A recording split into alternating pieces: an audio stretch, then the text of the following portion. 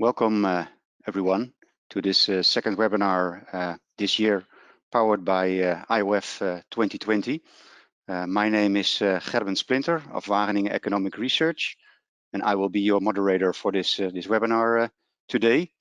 We carried out some webinars in the past, which you can find on our website on IoF2020.eu/education. And like the other ones, please mention that this webinar also will be recorded today. Later on, and let me take you to the next slide.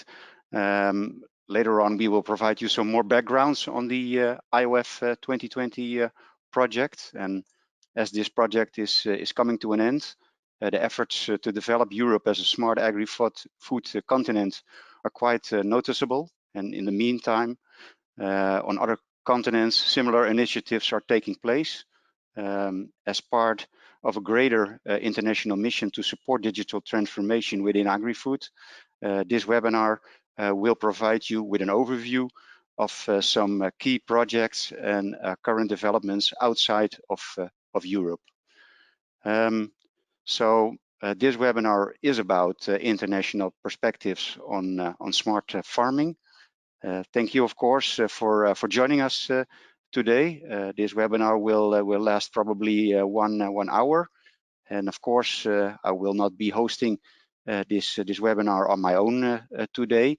At first, we have 3 perfect experts who will join us and will tell you something more about this topic. These experts, you can see them on the slide on the top, is at first my colleague Gohar, also of Wageningen Economic Research. We also have with us today Brian King. He's a coordinator of CGIAR, and also his colleague Daniel Jimenez. He's a data scientist at CGIAR. And next to that, also joining us today is Daoud Urdu. He is the organizer of these webinar series for IoF 2020. And last one is my colleague Marion Bogers. She is doing the technical part for this webinar. Gohar will kick off this webinar talking about smart farming and digital transformation. She will do that in about 10 minutes. After that, Brian will take over and tell you something more about digital agricultural innovation in developing economies. And after that, Daniel will end this session telling you about digital agriculture for small-scale farmers. And then we have probably 15 to 20 minutes left for questions and answers. It works like this. We have some rules. Some of you know the rules from the webinars before. Make sure you join us by headset to join the audio portion, please. And we have to mute your mic because of the large number of attendees today, as you can understand. And please use the chat then also to communicate with us, and especially for the Q&A part for your questions. You can already start asking questions during the presentations, and we try to deliver, Daoud and I, the questions to the speakers, of course. So these are the instructions. So I will now hand over to Gohar to start the presentation. Please, Gohar, the mic is yours.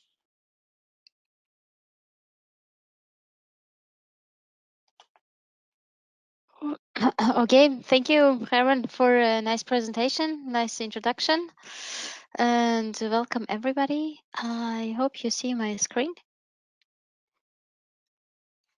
Full screen, yes.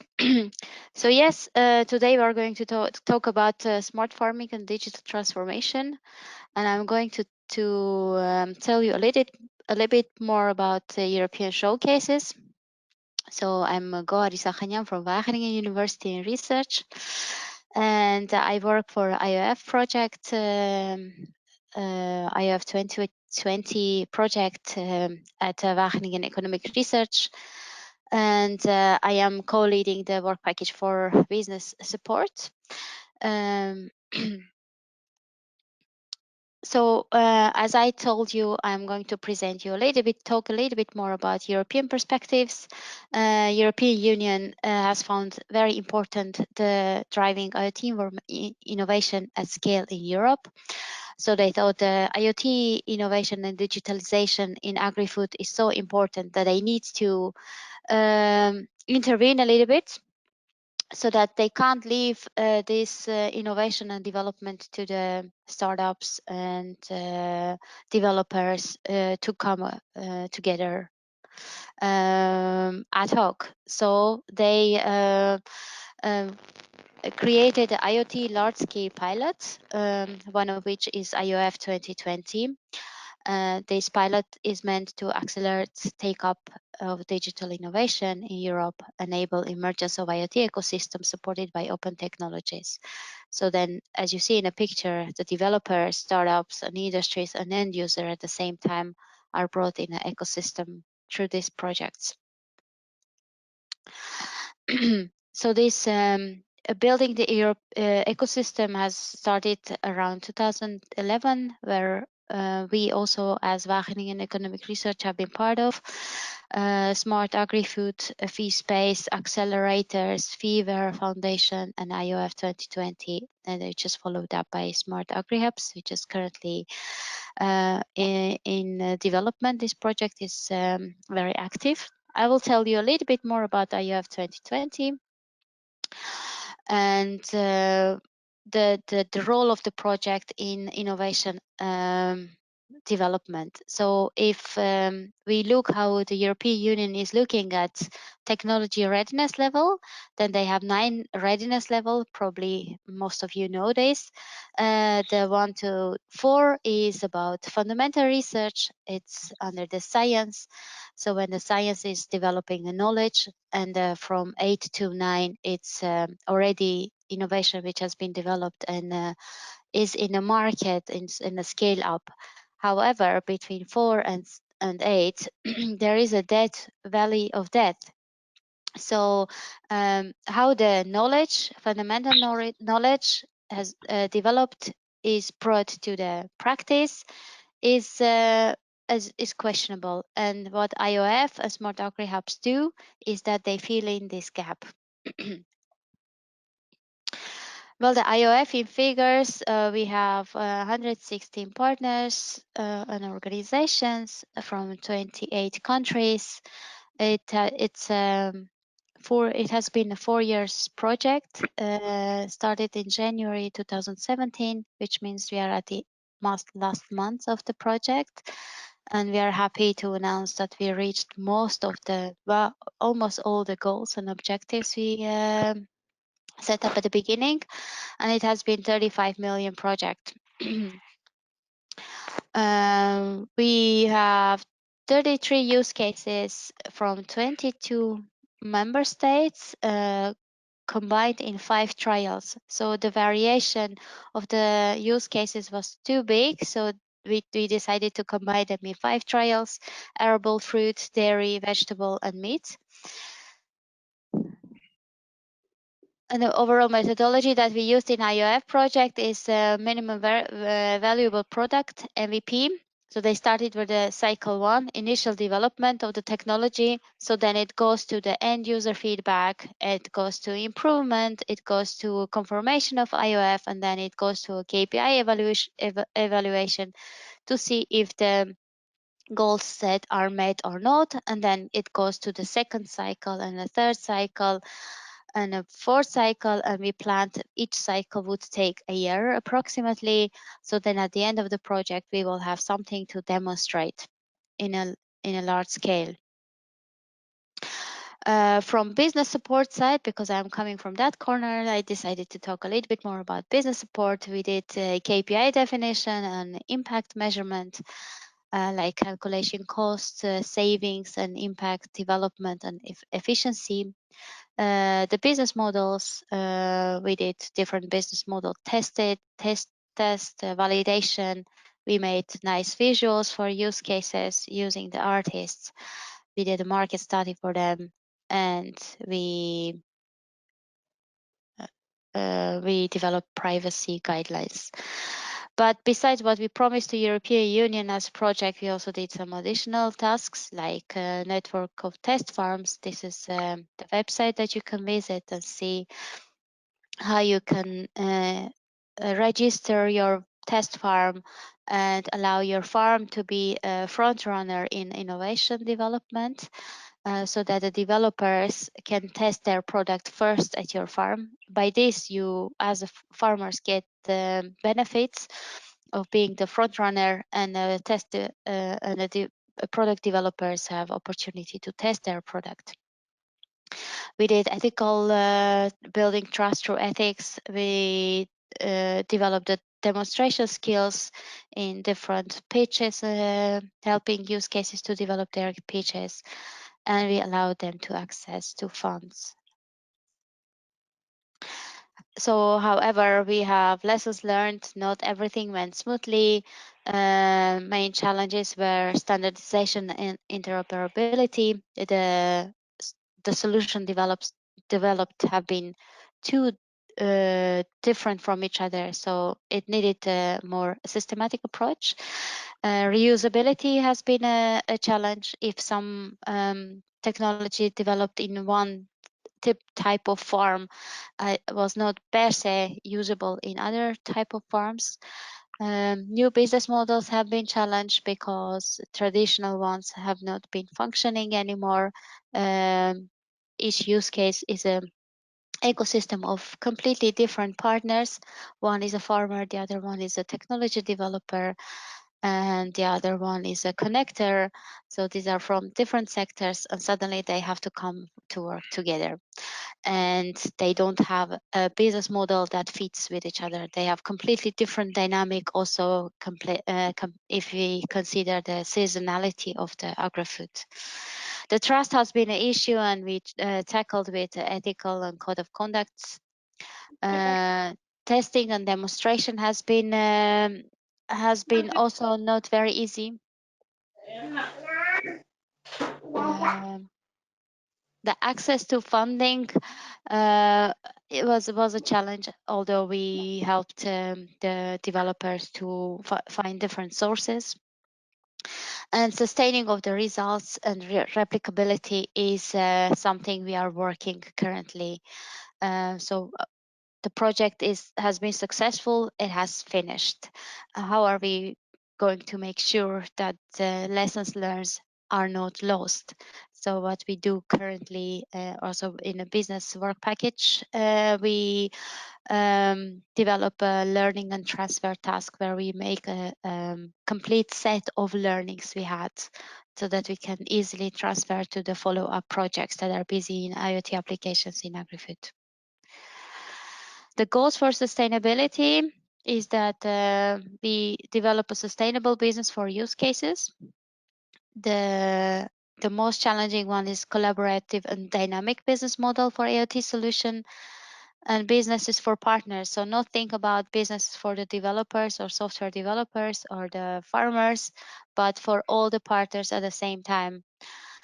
Collection of good practices, use case navigator, catalog of reusable components. We developed not only technical reusable components, but also business reusable components. Toolkit for use case support. We stimulate the replication, and we develop an ecosystem to transfer all the learning and knowledge to Smart Agri-Hubs, which is the follow-up project, also led by Wageningen Economic Research. It's a larger project than IoF. The following actions that we have on agenda is scaling up and rolling out. That's dissemination, shared ecosystem, piloting, testing, demonstration, and dissemination, and toolkit for support, DIH services, reusable components, innovation experiments, good practices, inspiration for digital innovation hub initiatives, and eventually exposure to pan-European networks. So these two projects, IoF Smart Agri Hubs, are creating the majority or collecting the majority of the actors that are active in IoT solutions in agri-food. Well, this is my story, very short, to show you that Europe is very active in and quite advanced, although this is in IoT applications and simulating innovation in IoT in agri-food. However, we also meet challenges and we meet difficulties. It's not always going very smooth, but we work hard, and we would really love to know the experience, for instance, from other continents of the world, to see how you guys cope with these issues. Okay, Thank you very much. Perfect. Thank you very much, Gohar, for your presentation. So we now quickly hand over to our next speaker, that is Brian King of CGIAR. Please, Brian, go ahead.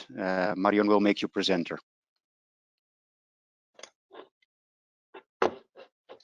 Hi there. Thank you, Herben, and everybody for having me here. Let me try to get my presentation up going. Just a moment.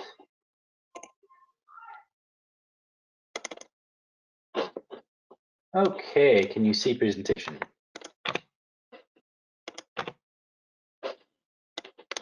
Let's see here.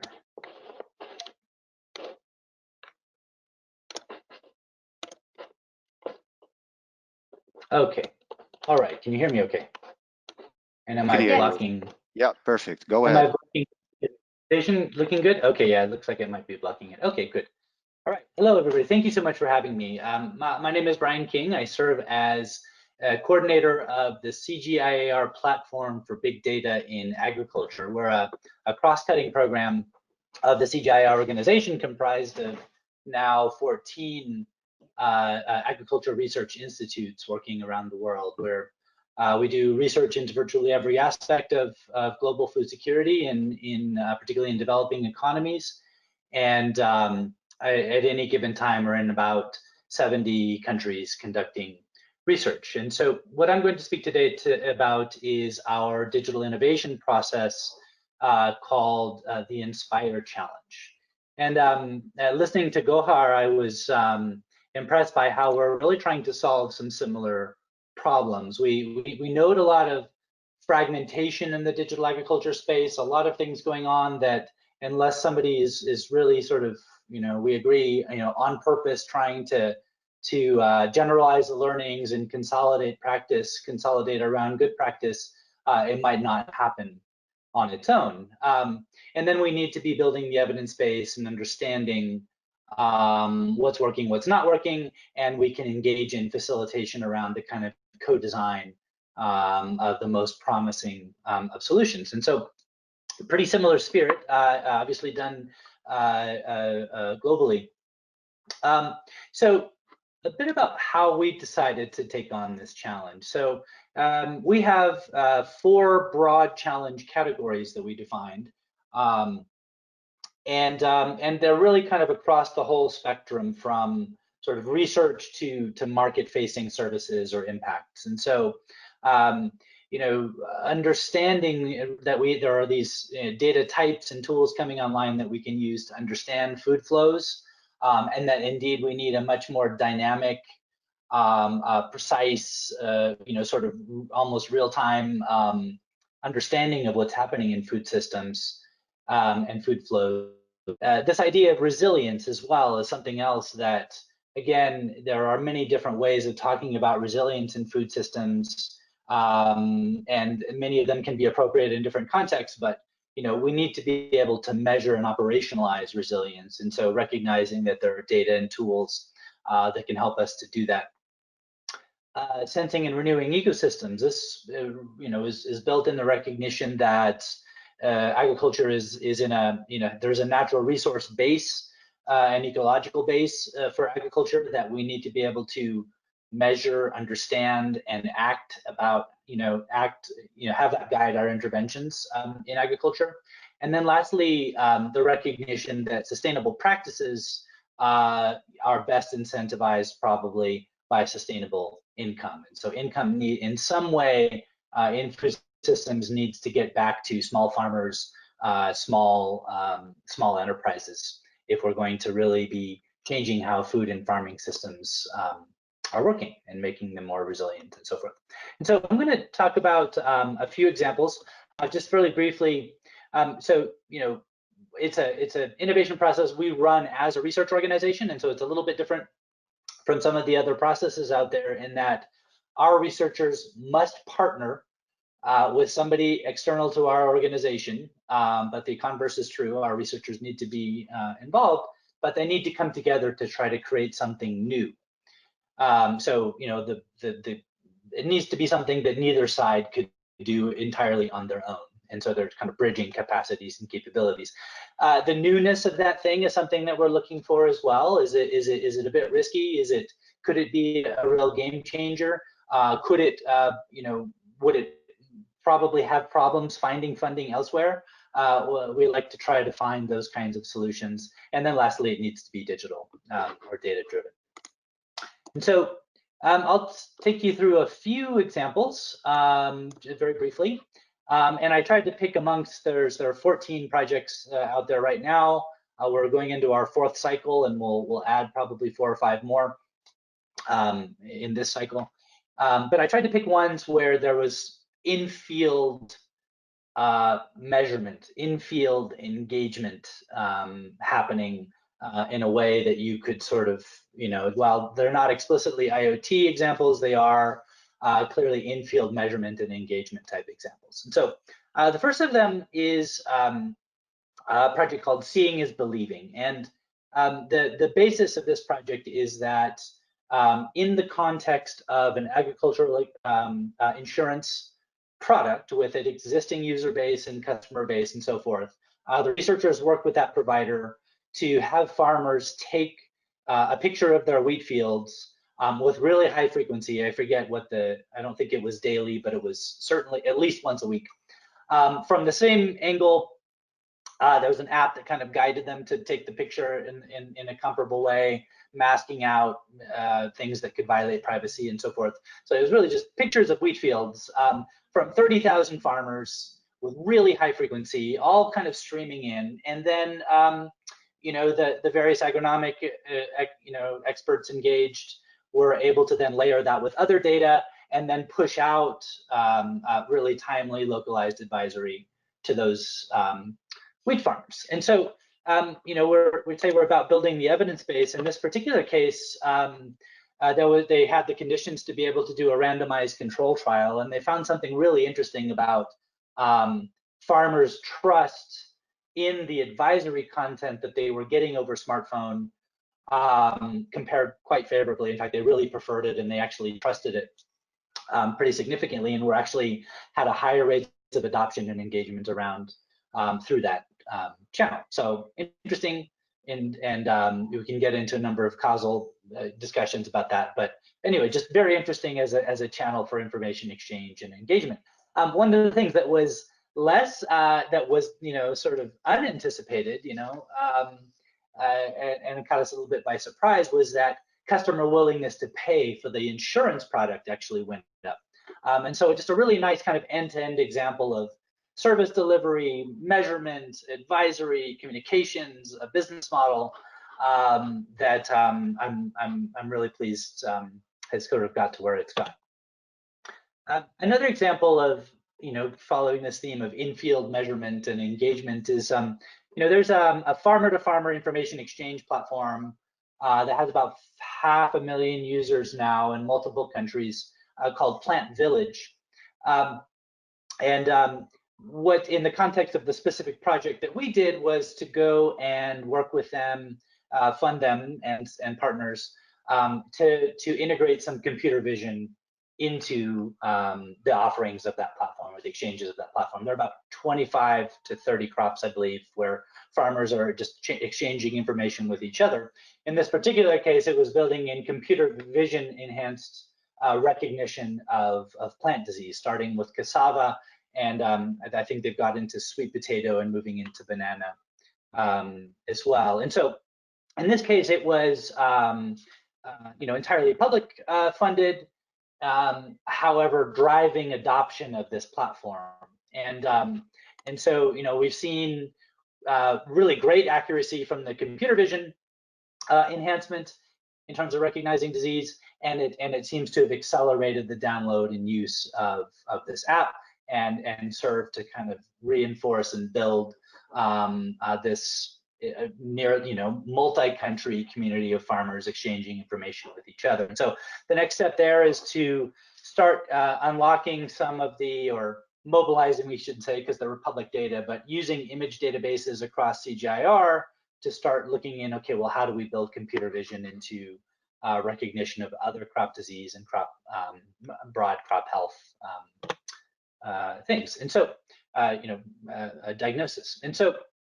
And then just really briefly, two other projects. One is a Facebook group of about over 200,000 farmers called farm.inc, and we built a kind of an interface into that community for livestock health researchers, and engaging with them on their farming practices. Again, pretty localized, and the ability to get pretty good on-farm, high frequency information, and building feedback around that. And then lastly, an in-field nanopore sequencing project that used, and nanopore sequencing technology that was used in the Ebola response to use for in-field diagnosis and really fast diagnosis of what can be a pretty devastating disease, wheat rust. And that's rolling out to a national kind of surveillance and response program with the national extension authorities of Ethiopia. And so just, lastly, we set out to, make connections, build the evidence base, try to be better at targeting digital innovation towards the challenge areas that we talked about, that I think would probably agree are really important for understanding and acting on global food security. And I just wanted to note that part of how we're sourcing and trying to improve the process is we're applying this pretty influential framework that initially came from a professor at Harvard Business School that's since been refined. But it's just recognizing that you can kind of develop a sort of rough typology of the types of innovations you're trying to source, in a kind of, the interaction between how well defined the problem is you're trying to solve, and how well defined the domain knowledge is to be able to solve that, or the domain knowledge at least that you need. And so basic research explores the world and generates knowledge that could be used and could be adopted, and tends to have a much longer time frame towards adoption and realizing changes in the world. Breakthrough innovation has a really uncertain timeline to it, but it's more about like finding knowledge from other domains and applying them in a kind of a more open innovation process, to really change the way a particular problem is approached. Sustaining innovation is the iPod. Like, it started out where the target and the domain knowledge were pretty well defined. Okay, how do we get 1,000 songs on a device? And so then it was engineering and improving the associated engineering and design around a really defined goal. And then disruptive innovation is about changing how an existing industry is done. And so what we found is that we needed to tinker our own process to try to source the kinds of innovations that could be more suitable towards affecting change in food and farming systems in the nearer term. And so we kind of tinkered with the process to have less basic research type innovation and a bit more of the other three. And so, we were successful in moving the kinds of applications that we were getting. We're also seeing interesting uptake in just the use of machine learning across the whole wide swath of areas, and finding that we're getting better at targeting the folks that we're trying to be a service to, smallholder farmers, groups that are more socially excluded, and so forth. And so that's where we are. I will stop there. In terms of next steps, we're still running this, and we've actually been able to crowd in a little bit of investment from development agencies, regional development banks, in a kind of trial way, to see if we can, start to function like a kind of innovation platform where we're continually learning and continually targeting, learning how to better target digital ag innovations for agriculture. Perfect. Thank you very much, Brian, for your interesting presentation. In the meantime, people, if you have already some questions, please use the chat function to make your question clear to the presenters. And we go to our last one in this row, and that will be Daniel Jimenez. Daniel, can I hand over to you to start your presentation, please? Thank you. Yeah, thank you. So thank you guys also for having me. So I'm Daniel Jimenez.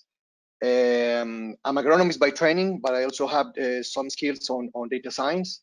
As part of the big data platform that Brian King just showed to us, I'm lead one of the initiatives called, it's a community of practice that is called data-driven agronomy. So the idea with this presentation is basically in 10 minutes to walk you through or to share with you a couple of examples of cases where we work in both in Colombia and in Mexico, where we collect information from multiple sources, we analyze and interpret the data. We do use machine learning algorithms more to understand trends in the data, to identify patterns on how crop management factors and environmental factors can have an influence on yield of maize, of small-scale farmers in Mexico and Colombia. So,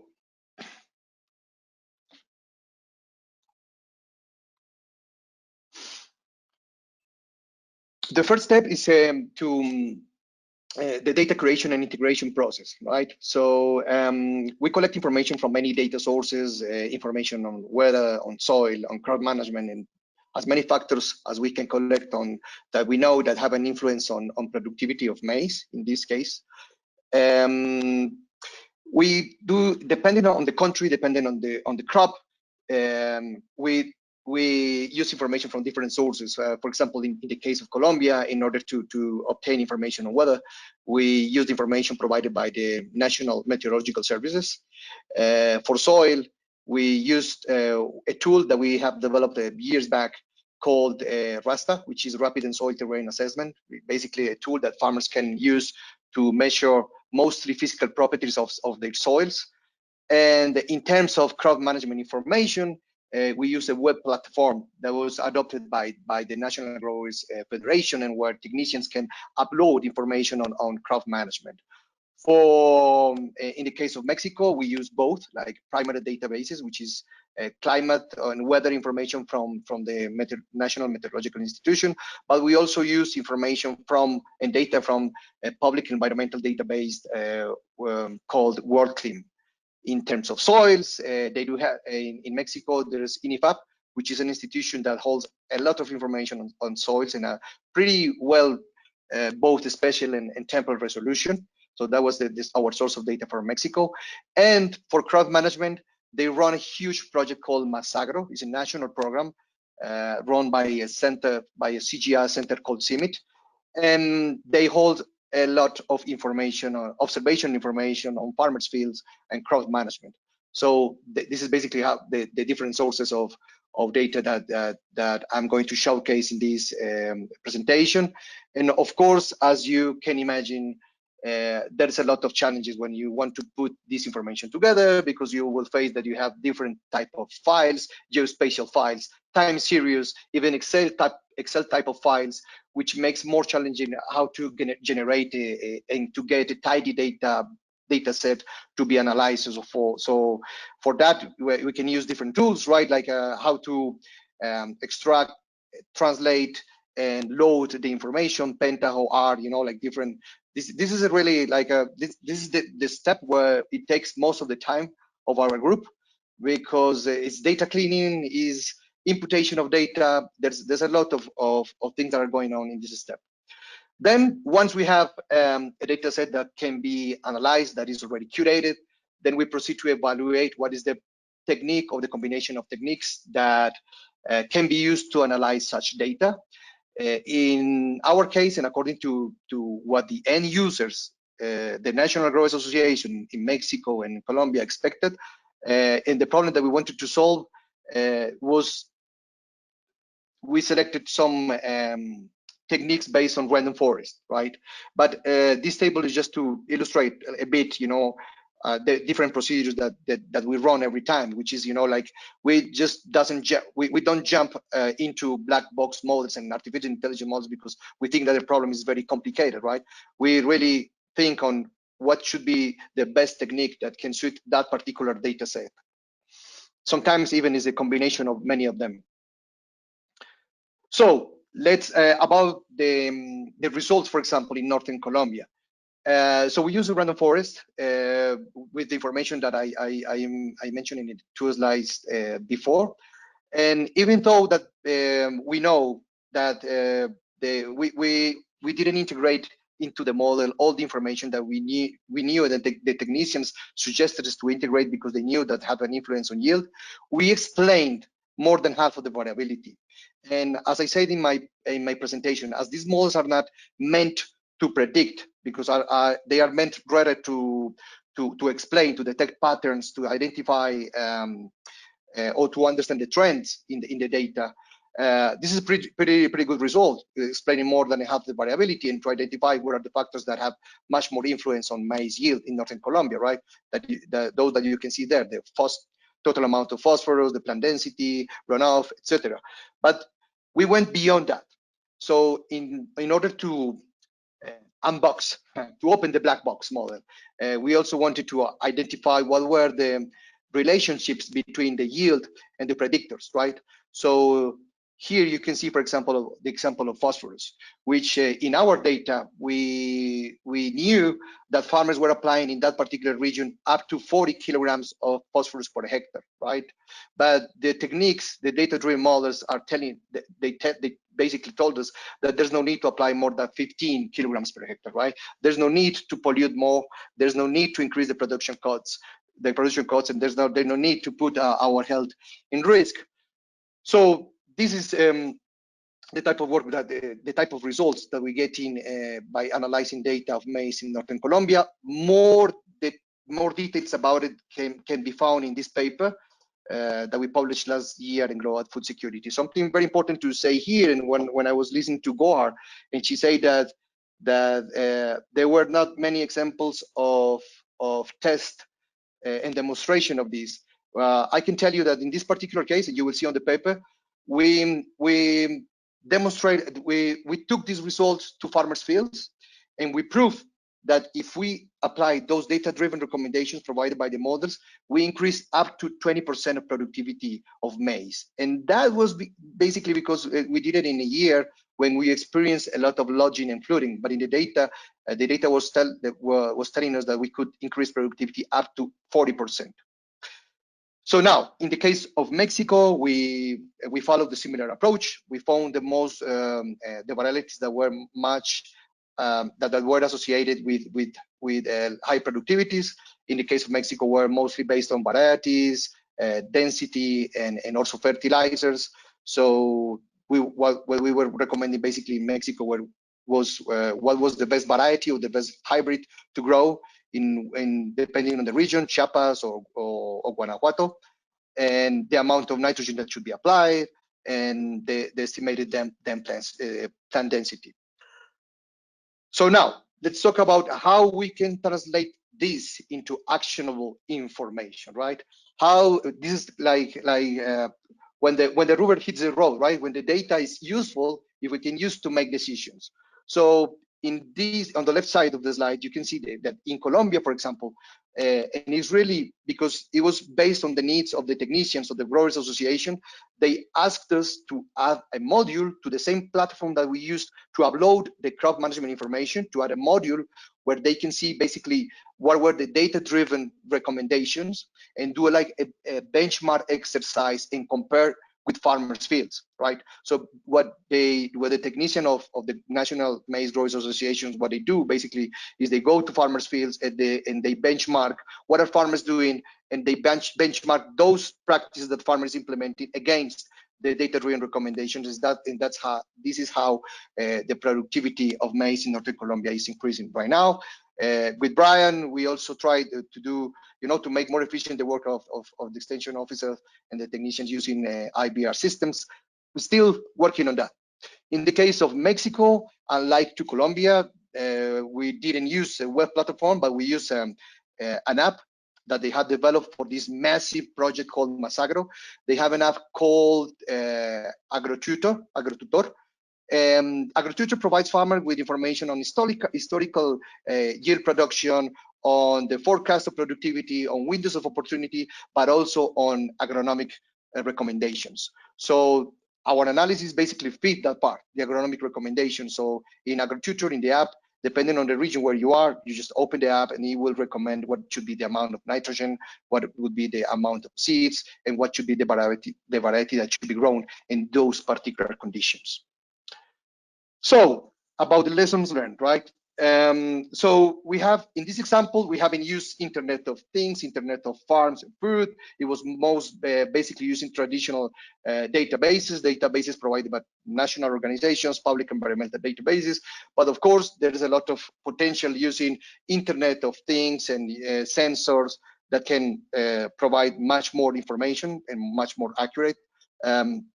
We can also use commercial microwave links, for example, to estimate as a proxy for rainfalls, digital soil mapping, remote sensing, and in terms of data mining, not only machine learning, but also reinforcement learning and optimization algorithms. There's a blog that we wrote like probably like one year and a half ago, and it was about how to make agriculture product. The unsexy essential to make agricultural predictive models. And it's basically based on our experience dealing with unstructured data, which is very common across Latin America. I mean, the data is pretty much unstructured. It's not fair. When we talk about fair for us, it stands for information that is findable, accessible, interoperable, and reusable. And sometimes we can find it, sometimes we can access to the data, but sometimes it's not interoperable because we don't have the APIs. And this is a point that also was raised by Gohar, right? Then we've been also using some other algorithms, for example, with Mexico, as we have this huge data set, and we put our algorithms trying to solve the problems, try to optimize the systems. And something that we found, it was very interesting because the algorithms could optimize the maize system up to 80%. So, from the modeling perspective, it was amazing, right? How can you optimize the system up to 80%? We were very happy with the results, but then when we were trying to interpret the data and we looked at the data, we figured out that it was pretty aggressive with the environment, right? Yeah, you can optimize the system, but increasing a lot of the spraying of pesticides, fertilizers, and like things that the algorithm can find that could be useful to optimize the system, but it doesn't make any environmental and agricultural sense. So this is very important. This led to the next conclusion, which is basically this is a multidisciplinary job, right? Interpretation is key. Not only because if you leave just data scientists to crunch data and draw conclusions by their own, you not only will face, like the example that I just provided with the optimization algorithm, but also to decide if it is a spurious correlation or not, and what should be the process that should be chosen to understand the context of the problem. And the interpretation is very, very key in these cases, like working together, not only data scientists, but also agronomists and the people who understand the problem. The local capacity of technicians across Latin America, we realize there's a lack of skills on digital tools, on the interpretation. Sometimes I make this joke that probably this generation of technicians are much more familiar with Instagram than with histograms. So it's very complicated because it's probably, like in the universities, we're not provided we're not providing the tools to the technicians to get much more familiar with digital tools and interpretation and of data. And finally, something that also was raised by Gohar, which is the financial sustainable models, because in this type of organizations we work for, basically the projects last depending on the funding, right? On the project that we're executing. So probably a way out to this is to engage more effectively with the private sector, because they do know how to run business models and how to provide more financial sustainability to these type of initiatives. Thank you very much. Okay, thank you very much for this presentation, Daniel. And yeah, maybe I can already start asking you a first question, which is coming in by chat, asked by my colleague Daoud. Daniel, he is asking you, what is the balance of the time which you spend on data science with R analysis and data integration, ETL with, and hopefully I pronounce this right, Pentaho. Is it understandable for you, that question, Daniel? Could you answer that one? It is, but I know he's going to be disappointed, because I have to tell you that in the world we work, we spend up to 80% of the time in data curation and integration. So you have to really love this, you know, because the data scientists work in the team, they only enjoy 20% of the time, like crunching the data and getting nice results. Okay, thank you very much. Hopefully for Daoud, you can you understand the answers, and it's helpful for you. We have a second question, which is asked, and hopefully I pronounce your name right, Zeti Zaid. He or she is asking, are there examples of project programs which will formulate action plans to build resilience in agriculture, soon to be impacted by climate change? Maybe Brian likes to answer that question, or otherwise Gohar. Brian, would you like to? Yeah, I mean, the first one that comes to mind that we've had a bit of engagement with is the Global Commission on Adaptation, which was created about a year and a half or less than 2 years ago, specifically as a kind of guiding body for how major development funding and financing should be flowing, and so and private investment for that matter. And the idea being that we need to start building some prediction about how climate change is going to be, particularly the climate shocks that we can expect to see, and how they're going to be intersecting with food and farming systems, and particularly more vulnerable food and farming systems, and so particularly like small producers. So, you know, a spatialized analysis of what are the kinds of shocks, climate shocks we'll see, so things like drought, you know, flooding, and then to have a reasonably spatialized prediction about how we think the frequency and the type of those shocks is going to evolve, and how it's going to intersect with smallholder farming systems. And so CGIAR has been able to provide some of the analytic work to the Global Commission on Adaptation, which is then supposed to take that and direct, you know, hopefully many billions of dollars US towards that climate resilience question. Thanks. Okay, thank you very much, Brian, for answering this question. We have a new one, and it's a question by Abhilaj.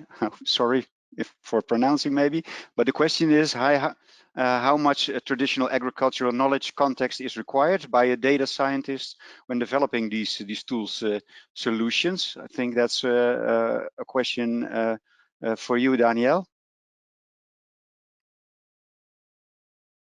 Yes, I mean, like the way I see it is like every data scientist should work, you know, with the people who knows the background of the problem, right? So we shouldn't pretend that a data scientist should know about agriculture. But fortunately, over the last years, I've seen that like many people that used to work on agriculture, they're also getting on skills on data science. And of course, it helps a lot, because when it comes to the interpretation, it helps a lot. It helps a lot to make sense of the results that we're getting.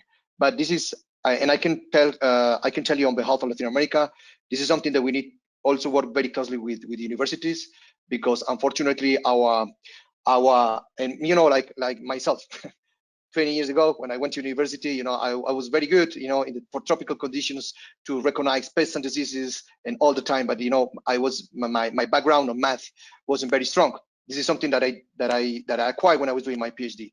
But we need to work much more, to be much more responsible with that also at the level of universities, and how to train our technicians and to get familiar with the digital tools. Okay, thank you very much. Second question was asked also by my colleague Daoud. I'm skipping that one and keeping it up for later, because I see also a question of Juan coming in, and that's a question for Brian. Brian Juan is asking, you mentioned in your slide the design thinking as a way to identify the real problems that IoT must catch. Do you consider that this and other agile approaches are being used currently in the ICT projects in agriculture? Could you answer that one, Brian? Yeah, absolutely. Thank you. That's a great question. So design thinking at a couple of levels. One is, design, user-centered design, in the sense of assuming from the outset, and maybe you're right and maybe you're not, that you have users and you need to, localize and improve and engage with users, versus human-centered design of, you have people with complex lives and livelihoods that you're trying to design something that will help solve a problem. And I think there's places for both of those types of design thinking. And I actually think that it's a kind of set of good practices that come from the digital product design world, or at least have been popularized in the digital product design world, that need to be applied more in this particular space around digital agriculture services. And so from what I've been able to see within CGIAR, for example, there are a handful of design experts that are able to help us guide that. But that I think that's probably more than even fewer a few years ago. So I do think that that's an area where there's some really great body of experience and evidence about how human-centered design and user-centered design can work in digital services generally. And then I do think that we need to, as a discipline, start, as a digital ag discipline, start applying it sort of much more on purpose in agriculture. Thanks. Okay, thank you very much, Brian. New question coming in from JT. Will there be increased efforts to promote, improve alternative farming practices, like vertical and indoor farming, in efforts to rewild agricultural land? I might try to answer. Would you try to answer that question, Gohar? Yeah, I think we even have one example of vertical farming in the Netherlands. That's with Signify. It's part of Philips, the famous Philips, and they have a complete controlled environments of producing leafy vegetables and herbs. And I have been there, and it looked really like from the fantasy movie, but it was true. So they grow in a complete environment vertically, in different layers, the herbs and leafy vegetables. And yes, they are also part of our IoF project. So yeah, I see that this kind of practices are improving, but we also pay attention to environmental impact. So to what extent this kind of vertical farming are, yes, they increase the yields, but to what extent are they using energy? They are just an enormous consumers of energy. So the challenge is, how are we going to find an economic impact, a higher yield, low cost, without having a negative impact on the environment and the social aspects of sustainability. Okay, thank you very much. As promised, I would come back to you, Daoud. You asked the question, what would be a business model for fair data? Could this be a question for Daniel, maybe? Well, I would say Brian. Yeah, you would say Brian? I hand it over to Brian. No problem. Hi there. Yeah, so I mean, we do have some views on this from the perspective of a research, a set of research institutions or a global research organization, in that we are funded to do research and we generate intellectual assets, including data and products, and it needs to be part of standard operating procedure for research organizations working in the public interest to be making their data findable, accessible, interoperable, and reusable, because they're public good or public interest assets. And so, I mean, from the perspective of a research organization that's funded to do research, it becomes an enhancement and adds to a global, kind of body of knowledge. It does get a little bit more complicated, I recognize, with more proprietary research or what have you. And so in those cases, there's a bit more nuance involved, in which you need to really just figure out where the pre-competitive, not opposed to commercial, but pre-competitive collaborative space is, and then there's a bit more opportunity to unlock some, fair data. And then I think there's, the broader digital ag community is finding that we really need digital technology solutions kind of equivalent to what is happening in the public health, where you need to know that there's real data linked to a real individual. In our case, you need to know that there's a real data linked to a real farm somewhere, but you don't need to know, the farmer's name or the patient's name in the case of the medical history. And so it gets, I recognize that you're recognizing the complexity of the problem, and I think that there's a kind of spectrum of responses to it. Hope that's okay. Thank you. Thank you, Brian. We have a question left from Tijani. How do you finally present the decision-making processes to end user farmers, and on what platform? Gohar, maybe you can answer that question. We have different platforms. So some examples are like 365 FarmNet, AgriWeb. Some use cases develop their own platforms. Some use cases develop no platform, but just an application on a mobile phone, so that the farmer can use this application only. So yeah, it depends. If I have to explain all the 33 platforms, it will take a lot of time. But yeah, most of the time these are the famous platforms that farmers are already using, like farm management systems. Okay, thank you very much. Thank you also, Daniel, for sharing some information in the chat. I see no new questions coming up, so this is my last call to ask your final question. We still have 2 minutes left, so if you have a last question, please use the chat, and otherwise I will be wrapping it up for now. So just give you a few secs, but no, nothing is coming in at this I think moment. Marcel is trying to write Marcel, a message, but yeah, it's exactly. unsuccessful. Marcel tried something to put in the chat, but yeah, sorry, Marcel, we can't read your message at this moment. So yeah, that means that indeed I will be wrapping it up for now. Yeah, of course, thanking you for joining us today. And let me see. I would like to present some last slides because this is already mentioned also, I thought, by Daoud, of course, in the chat box, but you can find all the material, also this webinar later on recorded on this website. So yeah, if you are curious in some other topics you missed out on, you can find them on this address. And I would like to thank for today, of course, Gohar, Brian, and Daniel for sharing their insights on this topic today, and also for Marion for helping out, and Daoud for arranging this interesting topic. And yeah, we'll be having some more webinars this year, of course, on the web and the IoF 2020 platform.